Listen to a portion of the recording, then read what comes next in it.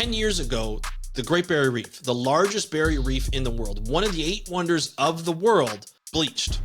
Like 93% of it bleached. And then the year after, it bleached again. And then it's bleached a number of times after that. Some of it recouping. Other times, other places did not recoup as much. And so we're continuing to see that degradation of the Great Barrier Reef. How do you solve that problem? You need more monitoring. You need more data to help managers understand the reef more, understand where the most vulnerable pieces are, and how you get that. How do you get that data?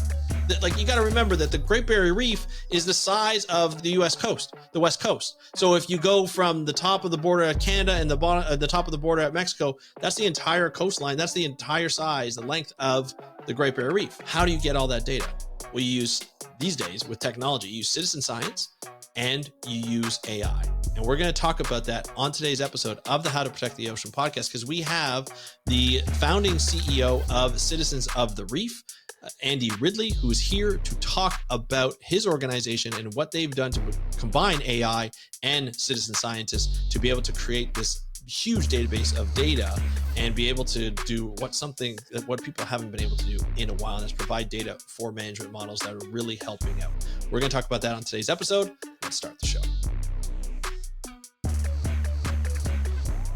Hey everybody, welcome back to another exciting episode of the How to Protect the Ocean podcast. I'm your host, Andrew Lewin, and this is the podcast where you find out what's happening with the ocean, how you can speak up for the ocean, what you can do to live for a better ocean by taking action. And action is what we're going to be talking about today, because Andy Ridley is here today. He is the founding CEO of Citizens of the Reef, and he's here to talk about what he took when he first heard about the Barrier Reef, the Great Barrier Reef bleaching 10 years ago, took that sort of down moment and said, I'm going to turn it into something positive. I'm going to turn it into something optimistic. He was a serial entrepreneur before that. He came back to Australia, where he's from the Netherlands, and was like, I want to do something good for the Barrier Reef. Came up with Citizens of the Reef with a couple of other mates. And look at that, I'm already talking Australian. I'm saying mates, never mind.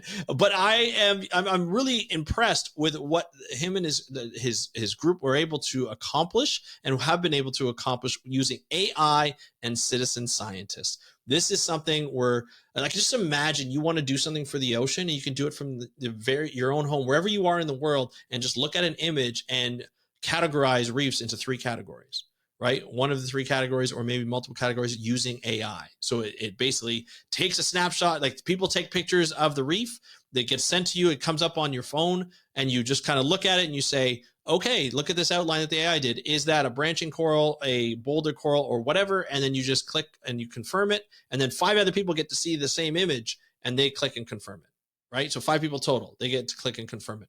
That's pretty incredible that you can do it. And you can just do that within minutes. Imagine doom scrolling for 3 hours on TikTok and you're like, where'd the time go?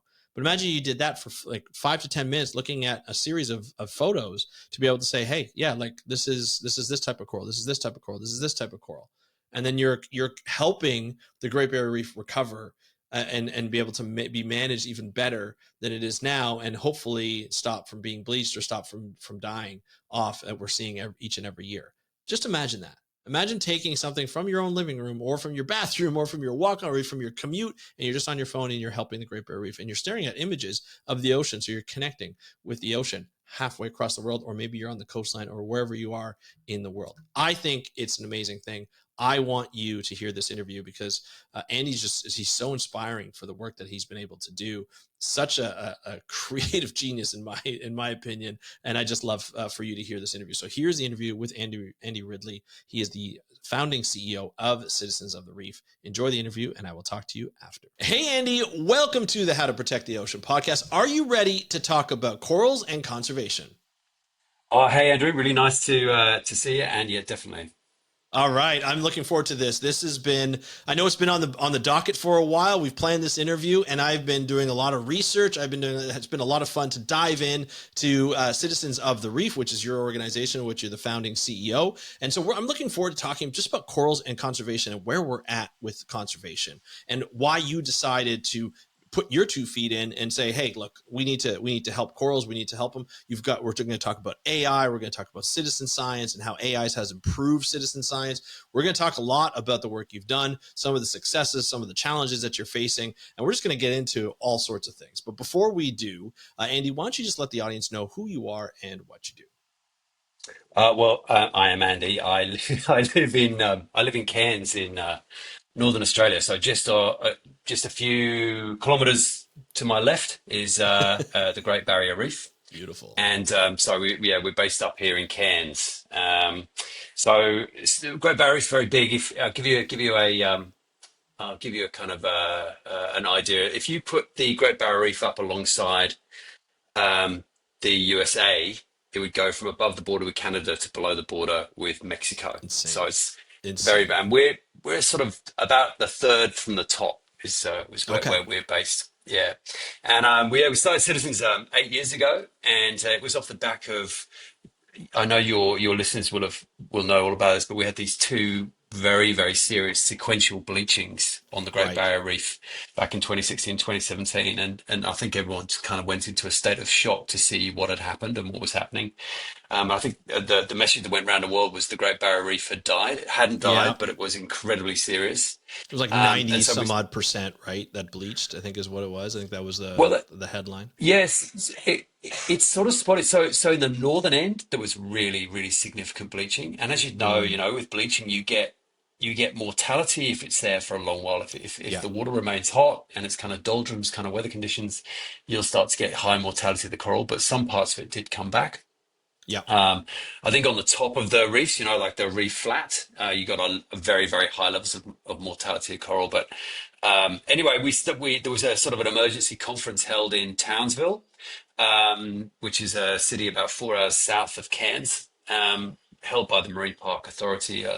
Some of the top scientists were there, Yeah. tourism, everybody was there. And it was kind of like this almost a palpable sense of panic in Yeah. that room. And it was basically, the question was, well, what are we going to do about it? And one of the things that came out of that was we need much bigger data, much more information on what's going on across the whole of the system. Hmm. And actually, same thing across all of tropical reefs around the world. And that's kind of where Citizens sort of started. Well, how would we do that, knowing that we'll never have $1 billion to build a research flotilla? How do we do that with, you know, the smell of an oily rag, which is kind of all we had? And that's Well, kind of where Citizens started. well, this is incredible because to be inspired so much by such a disaster, like such a pessimistic thing that's happened, right? When you see the Great Barrier Reef, which is like one of the wonders of the world, Mm, it's gorgeous. People travel there, just to see it, on a regular basis from all over the world, and then it bleaches like the whole thing, especially in the north where it's even more remote, you could argue, and you're just like, what's going on here? Like, how do we do this? mm, Now, let me put me in a situation like, what were you feeling at that point? Like, what were you doing before this started? Were mm. you still involved in environmental things, or because like, what made you go, boom, no, we need to start something. We need to do something about this. Yeah, I mean, it really was driven by the event for me. I was actually working in Amsterdam on circular economy. So I was running a circular economy organization called Circular Economy, and Right. I'd previously worked on. I'd started a project called Earth Hour, which is the sort of lights out in cities all Yep. over the world. That Yep. campaign. So I've been working in environment setting for a long while, but me personally, passionately love diving. I love the Great Barrier Reef. It's one of my favorite places on the planet, maybe even my most favorite place on the planet. So I Yeah. was in Amsterdam when the first of those big bleachings happened, and Mm, I'm 54 now. When this happened, I'd have been 44 or something. But yeah. my team that worked with me, I had about 30 people in that team, and they're all much younger than me, and you could see the shock on their faces. These are like Mm, essentially 20-year-old, 30-year-olds in Amsterdam from all over the world, all working on circular economy stuff. But the idea that the Great Barrier Reef had died, which is what it said on Twitter, right? yeah. Was you could just see how emotionally it was affecting people. People were just like stunned. Imagine this Yeah. extraordinary place. Now, thankfully, that wasn't totally the case. A lot of it survived. Um, but some friends of mine were working on a project back in Australia, which was around how do you engage people in conservation on the Great Barrier Reef, and they were asking my advice on it, and I was being really irritating and offering lots of advice. And they eventually went, "Oh, why don't you come and start this thing up?" So that's kind of how I kind of got Oh, back to wow. Okay. Australia, got the thing, got rolling, and then within a couple of weeks of being back in Australia, the second of the bleachings happened. Right. Right. And I remember being out on the reef. I was out on Moore Reef, about 60 k's off, 60 kilometers off Cairns offshore, so right on the outer reef here. And you can literally see the soft coral kind of peeling Jesus. off the bedrock, and you're like, it was probably one of the most horrific, Yeah. alarming. It's just, and it smelt of death. It was shocking. Now that Even on the reef water it now, smelt. Even on the oh, water it smelled. totally, Ugh. entirely, Andrew. Wow. And there was a lot of kind of denial about it. Like a lot of people sort of like, we can't talk about it because it's tourism, and they're all kind of fair arguments. People have their livelihoods built on Of this, course. amazing place. But I think that what that did for us and with the Citizens Project was going, well, how, like, we're all talking about it. You could sign 100 petitions and not make a difference. What are we going to do here right now at a very practical level? And that, Hmm. as I was saying, there's that conference was held in Townsville, and one of the biggest things that came out of it is there's just not enough information about what's going on, particularly Yeah. given it's such a large area, the same size as Germany or Japan, talking massive areas. So we thought, right, Huge. well, Yeah. we brought some of that crowd economy, shared economy, Earth Hour lessons, and all of that into it, and started to build this kind of motley flotilla of boats that turned into, I guess, one of the biggest research flotillas around, and it's all run by locals, and whether it be traditional owner rangers or tourism vessels or dive boats or even the odd super yacht if we get lucky. And that's how we kind of started the thing. So you were right off the bat. I know that's in the name, Citizens of the Reef, right? That's a big part of it, where it's like, Yeah. let's bring everybody together and let's try and solve this like together. Let's just figure out we need more data. We need more monitoring. We need information, as you mentioned before, right? Those were the Mm. big conclusions that came out. It's such a large place. You need to cover a lot of grounds. How did you build that? Did you build that community quickly? Where you had this flotilla of boats and stuff Yeah. like, and how did that start? That's a really good question. So the answer is kind of yes and no. The no bit is even after that meeting in Townsville, um, we knew that we almost sort of turned it to a brief. How would you get broad scale reconnaissance from across such a large area when you haven't got enough money? Yeah. And why were you doing that? So a really big part of this is actually what you're really trying to do is trying to build a targeting system. So with Hmm. minimal resources, where do you put them? And that's a question on the Great Barrier Reef, but it's also a question for tropical reefs everywhere. In fact, it's kind of a question for conservation terrestrially or in the marine environment. And I guess the other part of it was you never have enough assets, you never have enough money, et cetera, et cetera. So what resources do you have? And on the Great Barrier Reef, when we first arrived here, what it felt like was you'd have skippers on boats or dive instructors who knew their reefs really well, Yeah. but were not really involved in any meaningful way in conservation. And yet they have all these years, and have a skipper who's been working the reef for 30 years. They'll know more about the reef than any researcher, right? Yeah. So, And they so make sorry, well, money how do off the we? tourism and fishing or whatever Correct. that might be, Yeah, right? it's their Yeah. livelihoods, and they Yeah. generally passionately love the Yeah. place that they work, right? Otherwise, they wouldn't have stayed here for so long. So that sort of start to get those ingredients of how to do it. But to be really honest with citizens, the first 3 years, it was like a startup. It was we Yeah. didn't have enough focus. We were struggling with how to do stuff. The technology wasn't good enough. You started from scratch, trying to think through a new problem, because essentially Hmm. it felt like a new problem. Um, and uh, we took 2 years at least to try and work out how to come up with even like the basic idea. And then we started to pilot it. Then COVID hit. And COVID was weird. If you were in Melbourne or Sydney, it was a pretty terrible time in Australia. I think Melbourne was the city with the longest lockdown. But up Right. here in Cairns, what happened? Cairns is a tourist town, but what happened in Cairns is no one came to visit.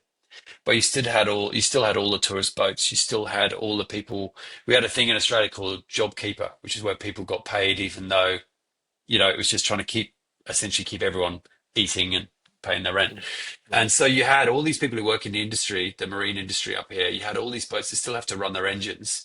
And so that was the first 2020 was COVID year, and we just managed to get the first of our motley flotilla out there and started to capture photographs. It was sort of weirdly a bit like kind of a Dunkirk moment, all the small boats going out to help. It was kind of, yeah, it's an interesting thing to see. And what you realize more and more, the more and more I work in this, is that people who live on those reefs love them passionately.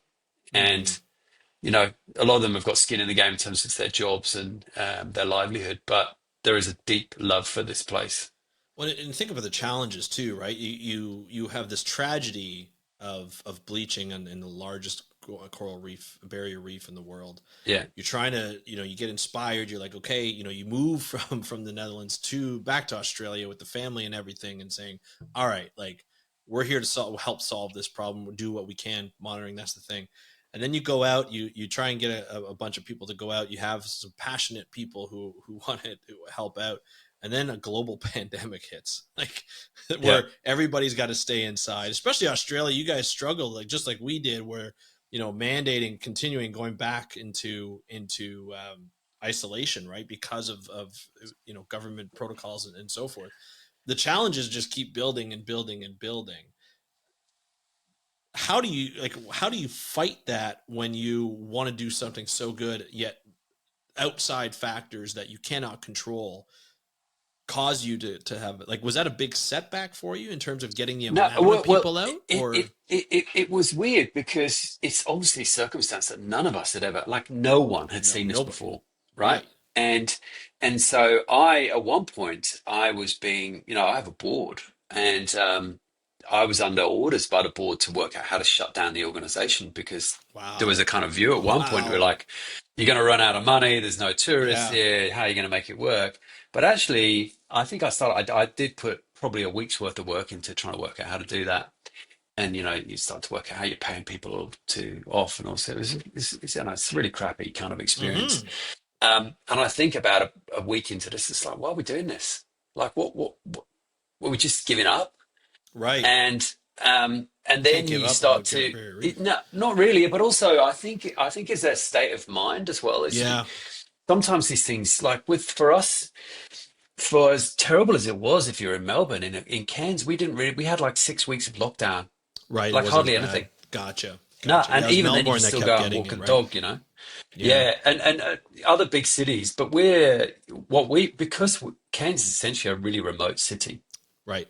The nearest next out, like Port Moresby in Papua New Guinea is the nearest capital city to us, not Wow. Canberra or yeah. Right. So in a way, we just kind of lent into it and went, right, well, all these boats are here, all these people are here, people want something to do, and so we ran the first year, and it kind of worked, and it set a tone of everyone working together and collaboration and trying to help each other out, and I get no one was competing with each other at the time Right. because there's no kind of operators competing with each other because there was no tourists. Right. So kind of, in a weird sort of way, It very helped. opportunistic maybe, it really helped. And Yeah. it proved that you could do it. And often I think with anything that you do in life, if it's news, half the issues is dealing with the skepticism of it won't work. Right. So it actually gave us a bit of an opportunity, and yeah, it was quite. I think it came almost as a relief because everyone had a bit of a mission, Yeah. And they had time. They could and spend some everyone more had time on time. it. Yeah. Yeah. So you'd have people working in the dive industry who normally, if they go out on a dive boat, they're like chockers all day. I mean, you've been Mm-hmm. on dive boats, I'm sure, right? So it's a 12-hour day. They're It's exhausted. They tough. don't really have that much. It's like, um, so you suddenly had all these people with all this experience being able to spend hours in the water doing stuff and Oh yeah. essentially get paid for it. Yeah. In a weird way, Andrew, it's like what the world should be like being able to have people spending time really Yeah. doing kind of cool stuff. That's what, Well, in a perfect world, that's what we'd be doing, right? yeah, it's almost like taking then giving back, right? Like you're Yeah, taking, you're making money off the ocean, but you got to give back in the ocean. And obviously, yeah, this is nothing against like ecotourism and tourism, that the outfits that do it properly and take care of the reef while they're out there. But it's almost like they would, if they had the time to do that, it'd be ideal, right? Because then yeah. they can spend a lot of their time to take care of the reef just as much as they use it. In But terms I of for guess we were tourism talking and stuff. a bit about this before we kind of pressed the record button. But it's this thing of kind of our world is pretty mixed up at the moment, where The first Yeah. thing, as we go through into these crazy times that we're in at the moment, the first thing to drop off is basically environment conservation. Like the Yeah. money just drops away almost immediately, and yet it's the place that we live, and there's a level of insanity to the fact that we're not investing the time and effort, and even the social capital into looking after the place that we live. But it Yeah. is how we live at the moment. It's pretty weird, but Well, it's just, we're so disconnected, right? We're so yeah, disconnected from, like, a lot of us are disconnected from the ocean, and just by geography, but it's also, in terms of thought process. I recorded and published an episode about a month ago about how we need to talk about the ocean more just in our regular conversations, so that, yeah. I not in a listen to pessimistic kind of way, but in a way that, hey, you know what, I like to use the ocean, or I like to be out on the ocean. The last time I was there, or, I'm there. If you're there every day, like you said, you're a few kilometers away, and I'm sure you're in the ocean quite a bit. yeah. That's, you just have to talk about that fun time. People on the coast maybe take it for granted they get to talk about it all the time, but people like myself who live in central Canada, and you get to see the Great Lakes, but you don't get to see the ocean. We need to talk about more, even if it's a river or a lake or something. Talk about the health, talk, in an optimistic kind of way, and then I feel like we get more connected. It's more top of mind in terms of regular decisions that we use, in terms of, like, yeah, we always go over convenience over environment, I feel like, and we need to sort of get away from that. When we started this project, the Great Reef Census Project, one of the things around it was, you, again, you often coming back to this thing of how much funding is that, and it's never enough, right? Um, and so you're starting to go, okay, well, what assets do we have that we don't have to pay for? So Mm, I've been talking about this kind of motley flotilla, which was all the tourism boats and all this, the tugs going out to service mooring lines and stuff like that. But there's also this asset of people, just general virtual volunteers. And one of the things that COVID really kind of accelerated was virtual volunteering, because everyone was stuck at home and they're still trying to get yep. some sort of sense of connection. And Yep. but which was again fortuitous for what we were trying to do, because suddenly we had a kind of workforce available. But it is also slightly, like, it's something that slightly it sort of irritates me a bit, but is that there is a default often, I think, in conservation and research to remove people and lean on technology, or lead, whether you're talking about going out on the reef, there's a bit of a rites of passage to for a lot of people who live in the communities here, particularly traditional owners, actually, of spending time on sea country, being in the water and, Mm, like, living and breathing it. yeah. It's an amazing thing to have in your life. To your Yep. point, For sure. but even with the virtual volunteering, it's like, I think one of the rules that we had at the beginning when we were trying to set this thing up was, okay, how do you not engineer people out of this? How do you actually engineer them in and do that? Yeah. And if can you do that in a meaningful way? Can you do that in a way that isn't just kind of um, tokenistic or Yep. marketing? And I don't mean that in a critical way. I just mean, can you go to the next level, really?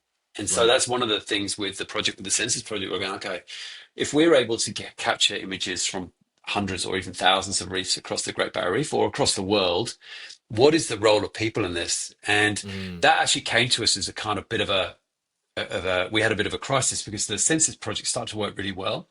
And the first year we got like 14,000 images from about 140 reefs or something. But the second year we got to 300 reefs, and we had tens of thousands of images. And we were leaning, experts were doing the analysis, but they were that slow. takes a lot of time. It was a super boring job. So they Yeah. got kind of bored and didn't want to do it. And then you have to pay. And we didn't have enough money. So there's a bit of a theme there, if you notice, Andrew. Yeah. Uh, so, uh, so we worked with Dell, the tech company, and we were sort of looking at can we do this with AI? And on one hand, you immediately go, oh, maybe AI can do all the analysis of these images. In the images, you're basically looking for how much plate coral, boulder Yep. coral, and branching coral there is. And if it's got a lot, then you might have a key source reef, or a mother reef, as the traditional owners call it. And so that's kind of what we're looking for, these most important of all the reefs within the system. But we tried AI. We got it to around 70% as accurate as an expert, which is good, but not Pretty good good. enough. Yeah. So then we sort of went for, can we add the AI with the human eye? And we built this hybrid system of both. And that's now, like, it takes about just under a minute to analyze an image. And it's as accurate as an expert within like 1 or 2 percentage points. So how So does it work now? So now you have a system that's 70% accurate just on its own, and then you yeah, have a person, that has a bit yeah. of an expertise or knowledge of corals. How does it work to make it even more accurate? Yeah, so we had this imaginary person in our heads who was commuting to work in Jakarta, totally imaginary Okay. person, Yeah. and therefore had a lot of commute time, like 4 hours a day, and had a mobile phone and a smartphone, and therefore we wanted to be able to go, could this person commuting to in Jakarta every day analyze an image in 2 minutes on their Hmm. phone and do that once a day for 5 minutes? So Yeah. almost like stop the doom scrolling, do that for 5 minutes, right? So that was kind of our imaginary person. And so pretty much it's kind of what we built. We wanted it to be able to be used by somebody who's never been to the Great Barrier Reef or a reef.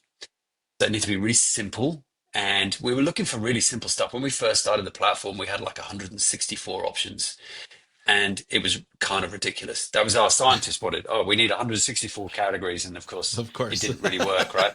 So now we went, okay. Actually, what we really want to know was how much plate coral, boulder coral, and branching coral is there, Yeah. Keep it simple. and what else is in there? Yeah, exactly. So that's what we built, and we're sort of thinking about, well, so the AI will draw a shape.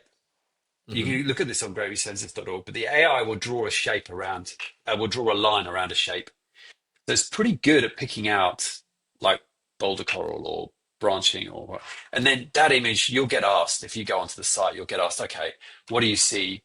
What's that boundary drawn around? What is it, plate coral, boulder coral, or branching? And you got a little tutorial first, but it's like super easy. But we wanted to design the whole system so that you basically had to have no knowledge at all, Yeah. never have been to the Great Barrier Reef. You don't need to know about coral. It was really, really simple. And so then every image gets analyzed by five different people, and it's the power of the crowd. So if five people are basically saying the same thing, you know that it's a good chance it's plate coral. So there's a whole paper on this, which came out of University of Queensland, just looking at how accurate the data is, because people are incredibly skeptical about Of citizen course. science at the beginning. But actually, I think it's actually the mass disruption to conservation that's, I think, both required, but also is going to be is probably going to be facilitated by AI. The reality that you can 100%. make a citizen anywhere valuable in a conservation role is quite a big breakthrough if we embrace it. Yeah, absolutely. And I'm on the website now, so I keep looking over to the right, by the way, and I'm Yeah, looking yeah, no, at you're good. the video that you have. It's almost like a how-to guide, or Yeah, like just an initial guide in terms of like explaining how it's working. I don't have the sound on, of course, but I'm looking at it. You see like boulder branches, kind of plate yeah, it's corals, and then super you have this simple, right? purple line that goes around, and all you have to do, I guess, is just click and agree, and like this is how you do it. Yeah. It basically you'll have This, a few options down the left-hand side and it just goes, oh yeah, that's plate. And even if you get yeah. it wrong, somebody else will get it right. Yeah, you have So it's five. You have basically, the power of numbers, right? To be like, yeah. no, no, actually, I would consider that this. Yeah, I love this aspect. Have you gamified this a little bit to make it more Uh, enticing uh, for people? yeah, a little bit. So what we found was that, well, firstly, I'd say this, that school kids, sort of 9 to 16, are incredibly good at this. Like they're Yeah, like, I'm like an old, annoying, slow, uh, yeah, compared to like an 11-year-old who'll just be like, just firing through the stuff. yeah, They're just so quick. It's amazing. So, yeah. but I reckon that if we look at who's doing this, it's basically about a third is school kids currently, a third is corporate volunteers at the companies, and a third is just general public. So you've got it basically works with a lot of different people. We've gamified it to the extent of like, for example, at the moment, if you go on there, I think it's only in Australia, but I think we have an international one coming out. If you every time you do 5 images, you win a ticket to basically a draw to come to the Great Barrier Reef and come out and look at some of the restoration sites we have out on the Beautiful. reef and stuff like that. But what you could, I mean, there is so much you could do to this in terms of gamification. I think it's pretty cool platform, but it's still pretty rudimentary in comparison to what you could do to it. Yeah. Um, Oh, 100%. Like this is yeah, just the right. So beginning, I feel, it's right? like Mark One, right? So Yeah. so, and I think the other part to that is at the moment we're just looking for those three types of coral. But actually, we've been doing some work with Mars. We have a big restoration program called Reef Stars, And what they look for is fields of rubble next to healthy coral. And you can put these kind of, they're called Mars reef stars. They basically stabilize the reef, and you can put coral fragments on them, and you can actually rebuild small areas of reef. Doing that's very effective kind of restoration on small scale. But we're now using the data that we're capturing from all these photographs that are coming in from across the Great Barrier Reef and other places, to find those areas. So you can start to see, okay, well, step one was find these three types of hard coral. Step two could be, fields of rubble and hard coral, and you can just keep doing more and more and more with this. I think the big challenge for us is not to design people out of it. I think it's a really critical Yeah, you got to part keep them involved. of conservation. Yeah. Well, it's a great way to connect them too to the Great Barrier Reef. Like people all over the world, like you said, in Jakarta and here in Burlington, Ontario, where I live, or in the Arctic, even if they just have an app or they go on the website and they just like boom, boom, boom, boom, you do it, and you're like, this is what corals look like. This is what branching corals like. We hear it all the time. I Yeah. used to be a marine aquarium hobbyist, and I was like, this is really cool. I want to see these branching corals. I want to see what they look like in the wild. Yeah. I want to see what a reef is supposed to look like. And you don't always see that. You may see it in documentaries and so, but you're not really focused on that. Here, it's like something that's specifically focused on there. And also, like, it's a great opportunity for an education tool. You know what I mean? To like not only get through this stuff, but maybe like after like, you do 5 or 6, you get like a tidbit of information of like, this is what branching corals are important for. Like there's such an opportunity. Yeah. So many, as you mentioned, this is the first iteration. And you're just like, oh, okay. Like there's a lot of opportunity here with how you can build this out. But the fact that you're getting people engaged, like how many people have been a part of this so far? Have you been able to figure out the count of like how many people have actually started doing Yeah, this analysis? it's still relatively new. I think we have about 12,000, so what we call super users. So that's people who've done like a lot, you Yeah. know. Yeah. And so it's still relatively small. But what we at the moment we're trying to build our virtual volunteering workforce up to about 60,000. If we Okay. had 60,000 people spending kind of 5 minutes of their Oh time my doing God. this, we could basically do all the analysis of the Great Barrier Reef in just a few hours. Yeah. Think So about that. I think Think about that. that's crazy, right? That's Like we've got insane. 12. I think we've got 12,000 something at the moment, right? Yeah. But at 60,000, if everyone just gave 5 minutes. So at the Yeah. moment we're concentrating on Great Barrier Reef, but in they've started to collect data in the Hawaiian Islands. So there'll be a version of this will be launched around World Oceans Day in Hawaii, and we're doing the same in the Red Sea. We're doing the same in the Coral Triangle. So you start to look at this where this gets really interesting, and I think quite exciting is this idea of going, okay, we on the Great Barrier Reef, we've got lots of experience that we've learned here, but there is experience all over the world, often disconnected.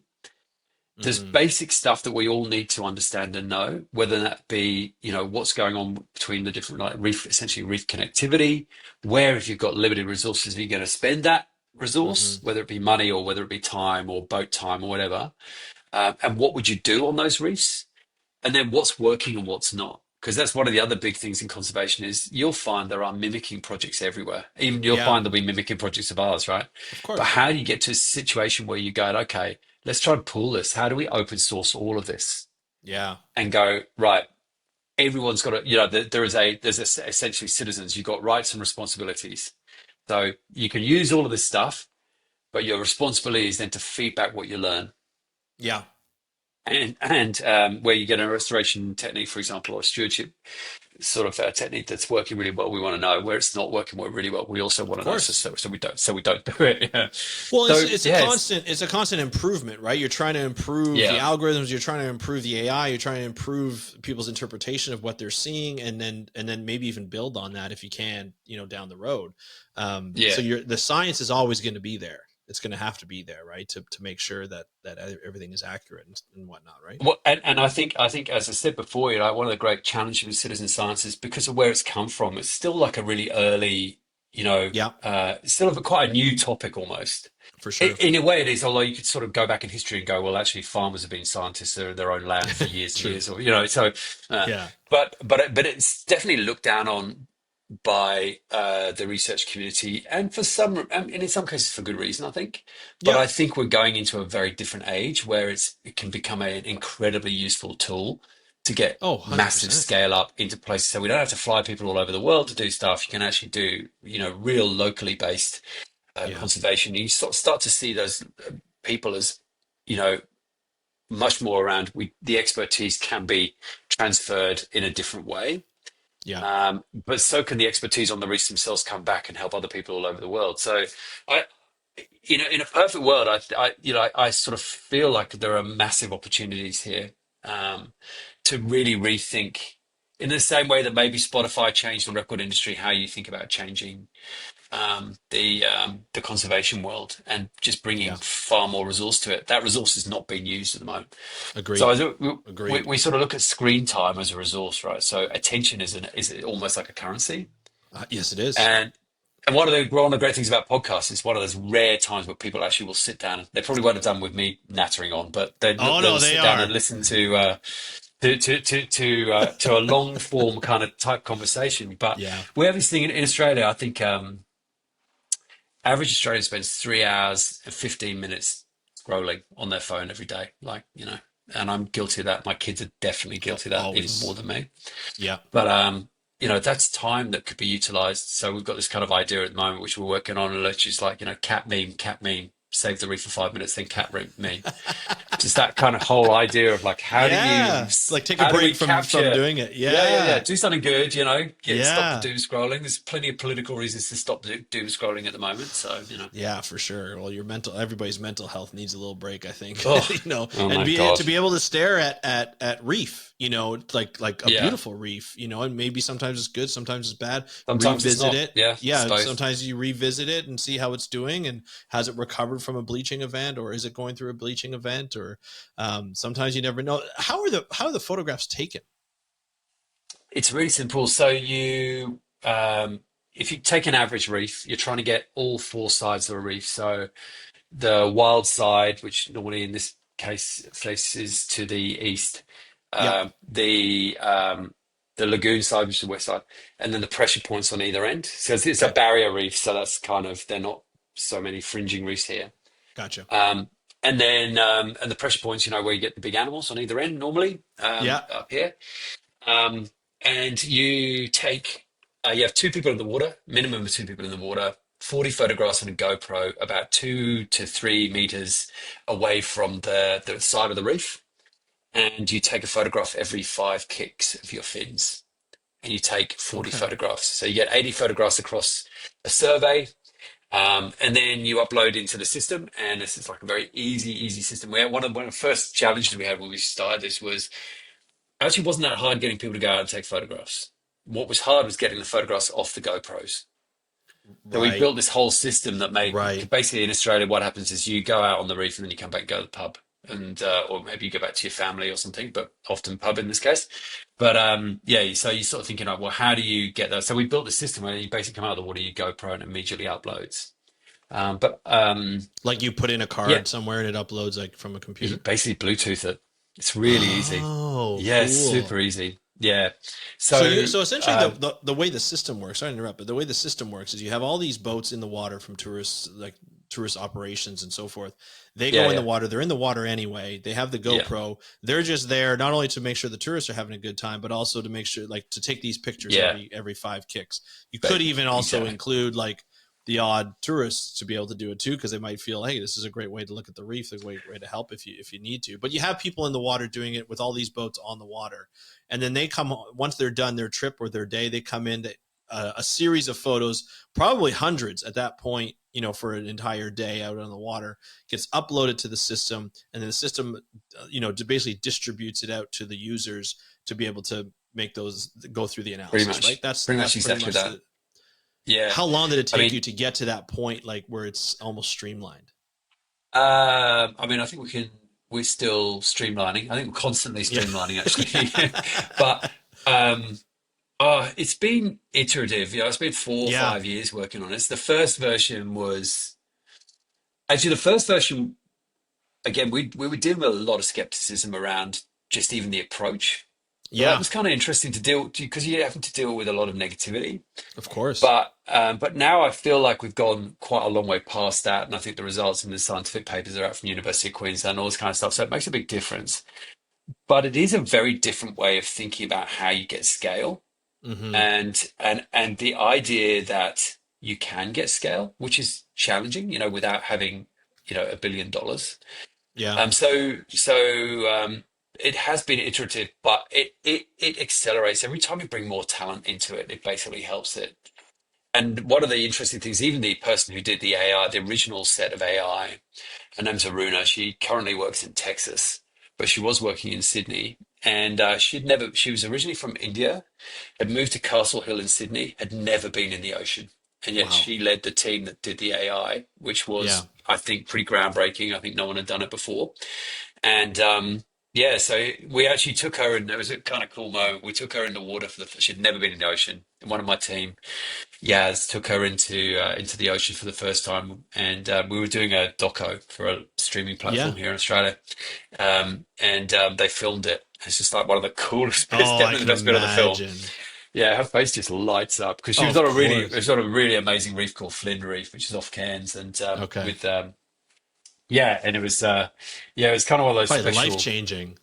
Yeah, I mean, honestly, you see someone's eye, like, it's a bit of a, it's an amazing thing to go on the reef. You Yeah, see people's eyes light up in a way that, you know, you'd only see in the Serengeti or somewhere like that. for It's sure. very similar.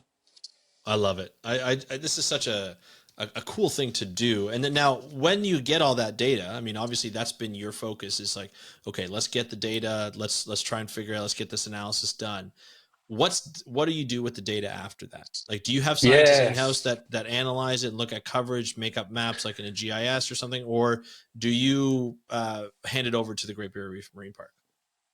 Yeah, great It's a lot of question. data. So It's a it's lot a of lot of data, data. It's a lot of data, and it's right? new. It's a new type of data because it's broad scale Yeah, reconnaissance. It's not sort of hyper like accurate quadrant kind of, here's what's right. happening in the square meter. It's more like seascape. Hmm. Um, but that was kind of what was asked for in the beginning. So the data goes into so this project's a partnership with the University of Queensland, the Marine Spatial Ecology Lab. There's a guy there Yeah, called Pete Mumby, Professor Pete Pete Mumby, Mumby, just who not well known, I guess. I'm he, sarcastic. Guy's like world he renowned. yeah, he is a unusually, he was a big advocate for this from the beginning, and it's been kind of Yeah, one of the, he helped start it basically. So it yeah. goes into his lab, and we Hmm. have, and then that data is used for the modeling. So I think it's providing about 50% of the modeling data that That's then awesome. goes back to the Marine Park Authority, particularly to guide their crown of thorns starfish culling boats. Yep, So we have an animal that's on the Great Barrier Reef. I'm sure you know, Sandra, but it's yep. called crown of The, thorns starfish. Yeah, it's an incredibly efficient eater of coral, yes, and I think is responsible currently for about 50% of the coral loss on the Great Barrier yes, Reef. yeah. Soon to be, and already probably being superseded by climate change. But Hmm.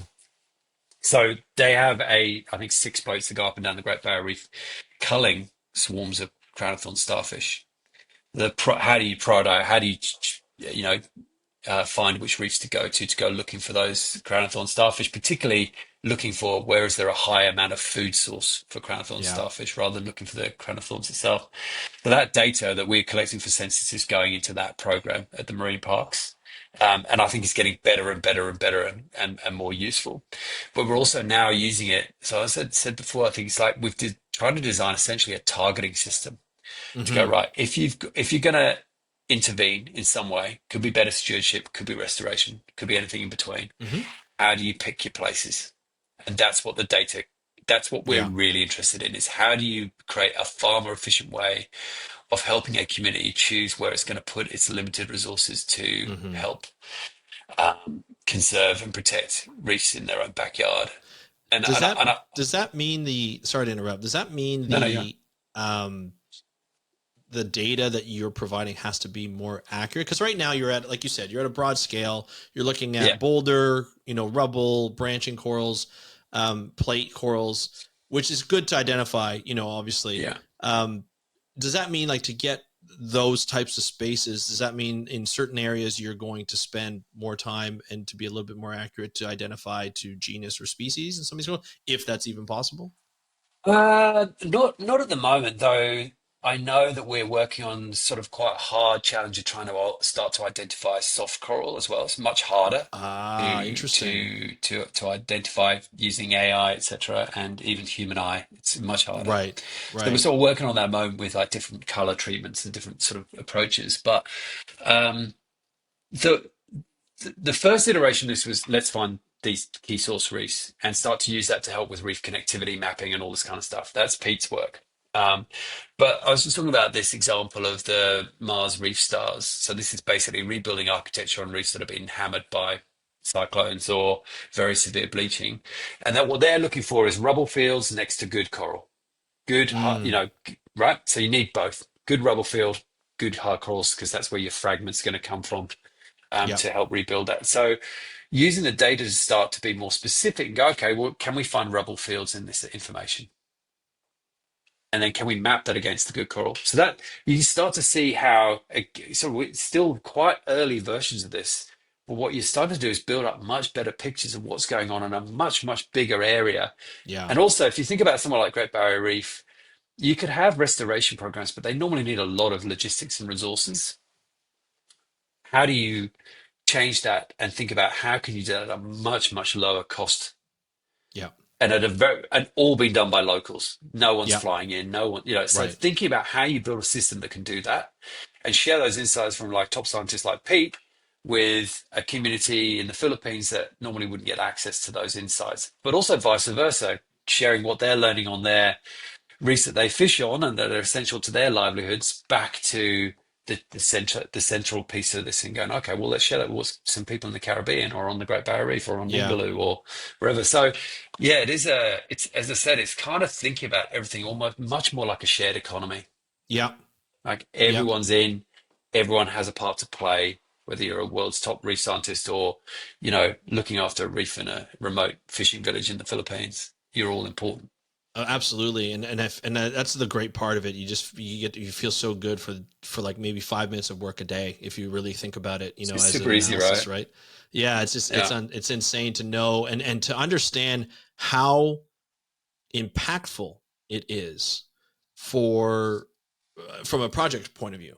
Like the amount of Mm. data that you're producing to go into a lab like Peter Mumby's lab and to be able to output the resource that it's outputting, this is a huge game changer in terms of managing the Great Barrier Reef. Like I'm not saying it's going to, improve the Great Barrier Reef like that, but it's going to allow, like you said, to identify points that may need a little bit more help or maybe more analysis to say, how can we help these areas? Like, are these the most vulnerable areas? Are they not? Like, there's so many applications to this, and it seems like you're just getting started in this type of work. And I mean, really, really good points. I think the thing as well is like we've had, it's been a very, everyone will know this, it's been a really tough start to the year with USAID being pulled and all this kind of stuff. And so instead of there being more funds and resources for conservation, there's definitely like billions of dollars less, basically what feels like is A going hundred on at the percent. moment. Yeah. Yeah. And I just sort of, I think we all feel like we can't just, we've got to come up with a way of being able to bypass that problem. We, Yeah. and not just because we all love reefs and we care about what happens to them, but there are ways of doing it. And Hmm. um, and I think that's kind of what we're sort of weirdly, we did design this knowing obviously that this was going to happen, the USAID stuff and this massive drop in Of course. income. Yeah. But I think it's I had a boss once who said that luck was opportunity meets preparation. And in a weird sort of way, I feel like we've kind of done that by accident. Yeah. But it is a system that we've tried to build that can be scaled to anywhere in the world. Hmm. And we know that our tropical reefs, as a billion people rely on them for their livelihoods. 25% Hundred of the percent. world's marine species will spend some time on tropical reefs. There's all these kind of massive statistics that go, shit, we really need to look after these places. Yeah. And so how are we going to do that without, in this new paradigm that we live in? We've got to think differently. Agreed. I completely agree. We were talking a little bit about, before we started recording, we talked about how to solve the world for conservation, Yeah, in terms of we did. conservation funding. We did, We by the fixed way. it, so We fixed all it. done. It's all good. We'll do that for another episode. Yeah, We'll let you know right. about it. But it's true. I mean, like there's definitely, we can't rely on necessarily on certain governments. We've learned that from this year. Even our own government sometimes, will switch their priorities. Conservation has to be monetized in a certain way. How that's going to happen, there's a lot of different models out there that may or may not work. It's going to be tested. But I think, as you mentioned too, before we recorded, it's very difficult because you have to dedicate like 60 to 70% of your time to fundraise, to come up with some sort of way to be able to get this going and get this moving so that you can do the work that you really want to do, which could be quite impactful. Just need a bit of funding to go through and pay the people that deserve to be paid and monetize it in certain ways that it's just being funded. And I think it's so funny because like you look at certain people in the world who are billionaires, and then you have others who are and they're making money after money after money on frivolous things. And then you look at what we're trying to do here in the nonprofit world, the conservation world, to say we just want to bring this back, or we just want to protect what we have, and we're not looking to make millions and millions of dollars. We're just trying to protect. Like our mission is to protect. If we can do that with the right amount of money, here's what it requires. You can do a lot of great things, and I think it's really, we're going to have to see a change in the funding models, in the monetization models of this type of work, so that we can be more impactful and not rely on the billionaires and the big foundations as much as we did, because there are more people trying to get into this game and trying to do some great work. But it's harder to get funding. So that's always a challenge. It's definitely tough. And with that said, there is a donate button on the website. So we're going to link to that. So if people want to donate, they get inspired by this podcast and what you're saying, and the fact that you can actually do quite a bit, please go and donate. We'll put that in the show notes. So, feel free to do that. But, Andy, this has been great. I know you and I could probably talk for hours and hours on end, but I'd love to invite you back on to talk more about the projects, at Citizen of the Reef, and to be able to, this was kind of fun because it was like not only getting to know you, but a bit of a workshopping type of episode. And I think people got to listen in on this, which I think is a really, really fun episode to do. But I'd love to invite you back on, or even other staff on, to talk about the work that you guys are doing and how helpful it is, and all the improvements that you're able to make and to these systems and to the reef. So thank you so much for coming on the show. Hey, thanks for getting us on. And it's cool podcast. So thank you. Good on you for doing it, Andrew. Yeah, thanks, man. You and bet. I'd love to come back on, or we'll get someone more interesting from my team to come on. But it'd be it's been a pleasure. You bet. Do you notice I give extremely long answers to all your questions? Sorry about that. This is what a podcast is for. I mean, I talk a lot. That's why I started the podcast. I'm in my office by myself talking to you, which is great. All right. Perfect. Well, thanks a lot, Andy. We really appreciate it. Yeah, same. Thanks, mate. Thank you, Andy, for joining us on this episode of the How to Protect the Ocean podcast. It was great to have you on, and I mean that. I often get inspired by the guests that I have on, hence why I have them on. This was one of those episodes. I get completely inspired in the impact that this has been able to have. Andy talks about how the data goes to Pete Mumby's lab at University of Queensland, and it goes into their spatial ecology lab. They run models. It's continuing to increase in the percentage. I think it's 50%, he said during the interview, of how much it contributes to the models that they run, looking at the broad scale shape and size of the reef and what's healthy, what's not. It's really cool to see. I think it's phenomenal, and I want to see more of this. And I'm so happy that I got to speak to Andy today and to be able to say, hey, you know what? Like, this is an impactful reef. And what I love about this is I have this podcast, I have this platform, and Andy's team reached out. Actually, Andy reached out and was like, hey, I'd love to be on your podcast, or as communications person. And I'm just like, yeah, this is awesome. Like, let's do this. I never would have known. This is the thing that I love about this area of podcasting and social media, is that as I put out more episodes, people hear it. And Andy said he's been listening to us for a while. People hear it. He's like, yeah, I want to share my story. They contact me, we connect, and we share the story. And that's what and then you get to listen to it, and it gets to go out worldwide. And I just love it. Great. reefcensus.org. Greatreefcensus.org is the website. I want you to go visit it. I want you to be one of the, right now, 12,000 people. He wants to get 60,000 people to be able to pick reefs and be able to categorize it. It's a great way to train yourself into understanding reefs for all you early career scientists that want to work on reefs. It's a great way to contribute to conservation for all those people who want to contribute to conservation. And it's going to be a lot of fun to go through it and to see this evolution of this program and where it's going to go. He's talking about going to other reefs around the world. It's all needed. We need the help. We need the people. We need you as citizen scientists, and you can become a citizen scientist for free. Isn't that wonderful? For free. So let's get on that. I'd love to hear your experience. So hit me up on Instagram at How to Protect the Ocean. If you've signed up or you've been signed up for a long time, let me know. But also let me know in the comments if you're watching this on YouTube. Just let me know what you think of this program, if you've signed up or you've been a part of it. I'd love to hear your thoughts on this. Thank you so much to Andy for joining us. Thank you for his team for the work that he does and the work he and his team do. And we want to thank you for listening to this episode of the How to Protect the Ocean podcast. I'm your host, Andrew Lewin, from the True North Strong and Free, and soon to be citizen scientist looking at reefs on a very daily basis. I can't wait to do that. But thank you so much for joining us on today's episode of the How to Protect the Ocean podcast. Have a great day. We'll talk to you next time, and happy conservation.